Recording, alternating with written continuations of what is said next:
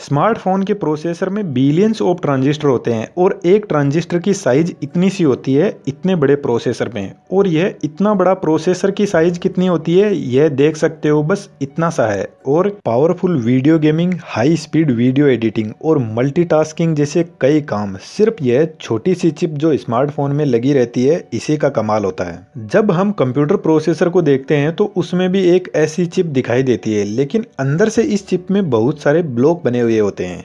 जिस तरीके से ह्यूमन ब्रेन कई सारे हिस्सों में डिवाइड रहता है, जिनमें से कुछ मेमोरी पार्ट होते हैं, कुछ एक्टिविटी कंट्रोल करता है जैसे हाथ पैर आइज कंट्रोल करना, बोलना, यह सब। ठीक उसी तरीके से प्रोसेसर हर एक प्रोसेस को अलग तरीके से कंट्रोल करता है। जिस ब्लॉक में प्रोसेसर के नॉर्मल ऑपरेशन परफॉर्म होते हैं लाइक कॉलिंग, टेक्स्ट मैसेज, वहां पर हाई परफॉर्मिंग टास्क जैसे गेमिंग, एडिटिंग ऐसे काम नहीं हो सकते। इसी वजह से आजकल स्मार्टफोन की हाई परफॉर्मेंस भी आती है और बैटरी बैकअप भी अच्छा आता है, क्योंकि प्रोसेसर को डिवाइड कर दिया गया। जब हाई परफॉर्मेंस के काम करते हैं तो बिग सीपीयू काम करता है, इसमें बड़ी कोर होती है और यह पावर भी ज्यादा कंज्यूम करता है। नॉर्मल कामों के लिए एक छोटा सीपीयू होता है जिसमें छोटी कोर होती है और पावर भी कम कंज्यूम करता है। कोर क्या होती है अभी आपको आगे अच्छे से समझ में आ जाएगा। सबसे पहले बेसिक टर्मिनोलॉजी समझ लेते हैं। स्मार्टफोन का प्रोसेसर और कंप्यूटर प्रोसेसर की वर्किंग सेम ही होती है, लेकिन इनकी डिजाइनिंग अलग अलग होती है। स्मार्टफोन का प्रोसेसर हाई एनर्जी एफिशिएंट होना चाहिए, जबकि कंप्यूटर का प्रोसेसर हाई परफॉर्मेंस का होना चाहिए। आज के टाइम में पीसीज में दो टाइप की कंपनियां बहुत ही फेमस हो रही है, इंटेल और AMD राइजन। और इन दोनों ही कंपनियों की एक प्रोसेसर की सीरीज चलती है, जैसे इंटेल i3, i5 और AMD में भी कुछ ऐसी ही सीरीज चलती है, AMD राइजन 3, राइजन 5। जब इंटेल ने सबसे पहले अपना i सीरीज का प्रोसेसर बनाया तो उसे नाम दिया गया इंटेल i3, जो फर्स्ट जनरेशन का प्रोसेसर था। कुछ टाइम के बाद में इंटेल ने इसमें कुछ नए मॉडिफिकेशन किए। जब मॉडिफिकेशन के बाद में यह प्रोसेसर मार्केट में आया तो i3 की एक न्यू सेकंड जनरेशन आ गई। जब थोड़े और मॉडिफिकेशन किए गए तो फिर से एक न्यू जनरेशन आ गई और इस तरीके से i3 प्रोसेसर में एक के बाद में एक जनरेशन आती गई। जब i3 के अंदर कोई बड़ा बदलाव किया गया, जब इसकी एफिशिएंसी और पावर को और ज्यादा बढ़ा दिया गया, तो एक नई सीरीज लॉन्च कर दी गई जिसको इंटेल i5 सीरीज से इंडिकेट किया गया। और इसमें भी ऐसे ही सुधार होते गए और नई नई जनरेशन आती गई। तो बेसिकली जब कोई बहुत बड़ा बदलाव होता है तो एक नई सीरीज निकाल देते हैं, और जब छोटे छोटे मॉडिफिकेशन प्रोसेसर में किए जाते हैं तो एक नई जनरेशन प्रोसेसर की मार्केट में आ जाती है। ठीक ऐसा ही स्मार्टफोन में होता है। स्नैपड्रैगन प्रोसेसर की भी यह एक बहुत बड़ी लंबी लिस्ट है। यहाँ पर आप देख सकते हो हर सीरीज में कितने सारे प्रोसेसर है। इस तरीके से एप्पल के भी प्रोसेसर आते हैं, A14 bionic chip, A13 bionic chip और अब M1 चिप चल रही है। प्रोसेसर की कोर को आप कुछ इस तरीके से समझ सकते हो कि जैसे एक घर में बहुत सारे कमरे हैं और हर एक कमरा अलग सेपरेट काम के लिए बना हुआ है। जैसे किसी कमरे में खाना बन रहा है तो किसी में टीवी चल रहा है और किसी में कोई और काम हो रहा है। तो प्रोसेसर में भी कुछ इसी तरीके की कोर बनी होती है। यदि किसी कोर में म्यूजिक प्ले हो रहा है तो दूसरी कोर में व्हाट्सएप चैटिंग भी चल रही होती है। तो प्रोसेसर में जितनी ज्यादा कोर होगी मल्टीटास्किंग करना उतना ही आसान होता जाएगा। ड्यूल कोर का मतलब है प्रोसेसर में दो कोर है, यहाँ पर दो टास्क एक साथ परफॉर्म हो सकती है। क्वाड मीन्स 4, ऑक्टा मीन्स 8 और हेक्सा मीन्स 16 कोर। तो कंप्यूटर में हम कितने सारे एप्लीकेशंस को एक साथ में खोलकर रखते हैं, तो यह सब इन कोर का ही कमाल होता है।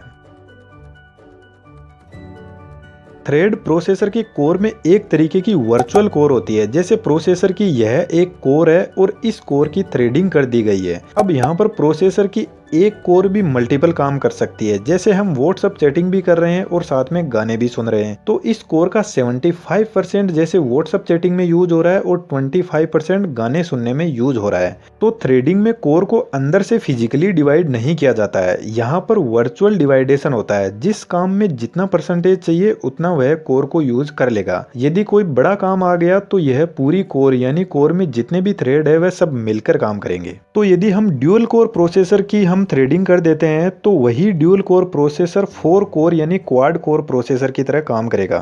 इसलिए जब भी कोई स्मार्टफोन या कंप्यूटर खरीदो तो कोर की थ्रेडिंग वाला सिस्टम ही खरीदना। 2.6 gigahertz clock frequency, 3 gigahertz, 4 gigahertz, ऐसा कुछ प्रोसेसर की क्लॉक फ्रीक्वेंसी के बारे में लिखा रहता है। गीगाहर्ट्ज़ का मतलब होता है 10 की पावर 9, यानी सीपीयू की क्लॉक फ्रीक्वेंसी 3 गीगाहर्ट्ज़ है तो 3 को मल्टीप्लाई कर देंगे 10 की पावर 9 से। और यहाँ जो हमको वैल्यू मिली है इसका मतलब होता है यह प्रोसेसर 1 सेकंड में इतने इंस्ट्रक्शंस को एग्जीक्यूट कर देता है। प्रोसेसर में लगे रहते हैं millions and billions of transistor. Intel i9 processor में 6 बिलियन ट्रांजिस्टर लगे हुए हैं। आईफोन 13 के सीपीयू में 15 बिलियन ट्रांजिस्टर लगे हुए हैं। और ट्रांजिस्टर एक तरीके का पावर इलेक्ट्रॉनिक स्विच होता है जिसके पास में सिर्फ ऑन ऑफ होने की ही पावर होती है। जिस तरीके से हमारे घर का स्विच ऑन ऑफ होता है उसी तरीके से ट्रांजिस्टर काम करता है, लेकिन यह इलेक्ट्रॉनिक स्विच होता है जो बहुत ज्यादा हाई स्पीड पर ऑपरेट करता है। तो यह जो इतनी बड़ी क्लॉक फ्रीक्वेंसी की अपने पास में वैल्यू आई है, इसका मतलब यही है कि यह ट्रांजिस्टर 1 सेकंड में इतनी बार ऑन ऑफ हो सकता है। अब आपके दिमाग में क्वेश्चन जरूर आया होगा कि ऑन ऑफ से प्रोसेसर का क्या काम। तो यहाँ पर ऑफ का मतलब होता है 0, ऑन का मतलब होता है 1, और कंप्यूटर को 0 और 1 की लैंग्वेज ही समझ आती है।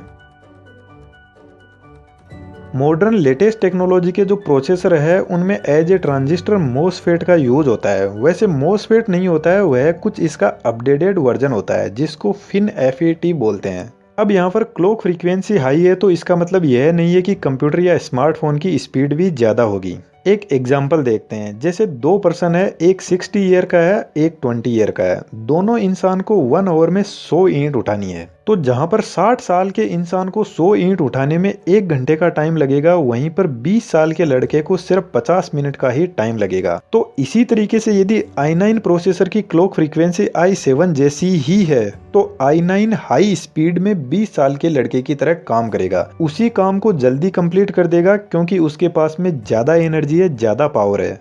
तो जितनी ज़्यादा क्लॉक फ्रीक्वेंसी हो उतना अच्छा है, लेकिन प्रोसेसर में थ्रेडिंग कोर यह सब भी प्रोसेसर की स्पीड के लिए मैटर करते हैं। प्रोसेसर के साथ में आपको यह भी देखने को मिलेगा कि यह प्रोसेसर 10 नैनोमीटर या 15 नैनोमीटर चिपसेट फैब्रिकेशन टेक्नोलॉजी पर बेस्ड है। यहाँ पर 10 नैनोमीटर का मतलब ट्रांजिस्टर से ही होता है। मींस एक ट्रांजिस्टर से दूसरे ट्रांजिस्टर के बीच की दूरी सिर्फ 10 नैनोमीटर है, जिसको हम आंखों से देख भी नहीं सकते। जैसे एप्पल A14 बायोनिक चिप के अंदर 5 नैनोमीटर चिपसेट यूज हुआ है। तो ट्रांजिस्टर टू ट्रांजिस्टर डिस्टेंस जितनी कम होती जाएगी उतना ही प्रोसेसर की स्पीड बढ़ेगी और वह पावर भी कम कंज्यूम करेगा। अब यदि आप हाई स्पीड स्मार्टफोन या कोई लैपटॉप खरीद रहे हो और यदि आपको इन डेप्थ जाकर प्रोसेसर की स्पीड चेक करनी है तो आपको प्रोसेसर की कोर चेक करनी होगी, उसमें थ्रेडिंग की गई है या नहीं, जो चिपसेट है वह किस नैनोमीटर टेक्नोलॉजी पर बेस्ड है और क्लॉक फ्रीक्वेंसी सीपीयू की कितनी है। क्योंकि बहुत सारे स्मार्टफोन ऐसे भी आते हैं जो यह सब इन्फॉर्मेशन नहीं बताते हैं। अब यह जो प्रोसेसर चिप आप देख रहे हो इसमें सीपीयू एक पार्ट होता है जिसमें जो अपन ने ऊपर डिस्कस किया यह सब होता है। बाकी इसमें बहुत सारे और भी ब्लॉक बने रहते हैं, जैसे जीपीयू ग्राफिक्स प्रोसेसिंग यूनिट जो डिस्प्ले पर रिप्रेजेंट होने वाले इमेज वीडियोस को मैनेज करता है। कैश मेमोरी, यह बहुत ही हाई स्पीड मेमोरी होती है और यह प्रोसेसर के अंदर या उसके जस्ट पास में हो सकती है, जिसका प्रोसेसर से डायरेक्ट कांटेक्ट रहता है। यह मेमोरी प्रोसेसर को स्पीड अप करने में बहुत हेल्प करती है। जैसे आप कोई गेम प्ले करते हो कंप्यूटर में तो वह गेम हार्ड ड्राइव से पूरा लोड हो जाएगा रैम के अंदर। अब उस गेम को रन करने के लिए जितने इंस्ट्रक्शन होते हैं उनको प्रोसेसर कैश मेमोरी में स्टोर करके रखता है। जैसे कार ड्राइविंग कर रहे हो तो कार को स्टॉप करना, कार को स्पीड अप करना, यह सब। इन मेमोरी की size 2 MB, 4 MB, 8 MB, 12 MB इतनी ही होती है। तो जिन इंस्ट्रक्शंस की प्रोसेसर को रेगुलर बेसिस पे जरूरत पड़ती है उनको वह कैश मेमोरी में स्टोर करके रखता है। इसी तरीके से एक मॉडेम का ब्लॉक होता है जो नेटवर्क से रिलेटेड काम करता है, इंटरनेट से डाटा किसी को भेजना, रिसीव करना, यह सब। स्टोरेज कंट्रोलर मेमोरी के अंदर इंफॉर्मेशन स्टोर और लोड करता है।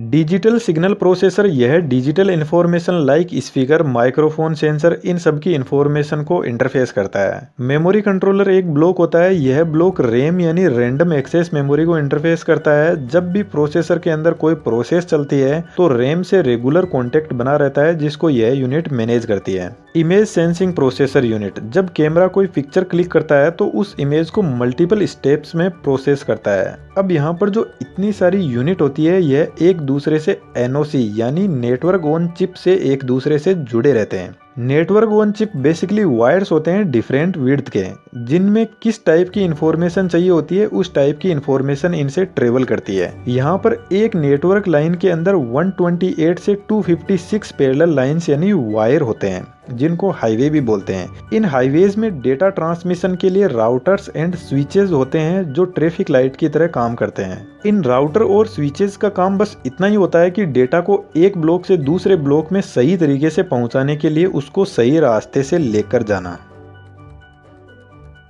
यदि स्मार्टफोन की बात करें तो जैसे स्मार्टफोन में कैमरा पिक्चर क्लिक करता है, तो camera basically millions of pixel की इंफॉर्मेशन कलेक्ट करता है। इस चीज को थोड़ा और अच्छे से समझने के लिए इस वीडियो को आप देख सकते हो। अब जो कैमरे ने पिक्चर क्लिक करी है, यह पिक्चर का एक रॉ मटेरियल होता है। इस रॉ मटेरियल को सबसे पहले भेजा जाता है रैम के पास में। जब कैमरा पिक्चर क्लिक करता है तो उसकी साइज बहुत ज्यादा बड़ी होती है, क्योंकि यह एक रॉ मटेरियल होता है जिसमें बहुत सारी फालतू की इन्फॉर्मेशन भी होती है, जिसको अभी प्रोसेसिंग करना बाकी है। वैसे आजकल रैम नहीं डी रैम यूज होती है। डी रैम से यह डेटा जाता है इमेज सेंसिंग प्रोसेसर यानी आईएसपी के पास में। आईएसपी इमेज को मल्टीपल स्टेप्स के अंदर फिल्टर करता है और जितने भी डार्क पिक्सल है उनको ठीक करता है, और जो इन्फॉर्मेशन ह्यूमन आईज से दिखाई नहीं देती है उसको रिमूव करता है, और जो भी इमेज में पिक्सल है उनकी मैपिंग करता है। मैपिंग मतलब हर पिक्सल के अंदर जो भी इंफॉर्मेशन स्टोर है रेड, ग्रीन और ब्लू कलर की, उसको रीड करता है और सही से उसको मैनेज करता है। उसके बाद में आईएसपी से डेटा जाता है जीपीयू के पास में। जीपीयू इस इमेज को जो डिस्प्ले की साइज है उसके हिसाब से सेट करता है। जीपीयू से फिर डेटा जाता है डिस्प्ले इंजन के पास में, जो डेटा को डिस्प्ले पर रिप्रेजेंट करता है।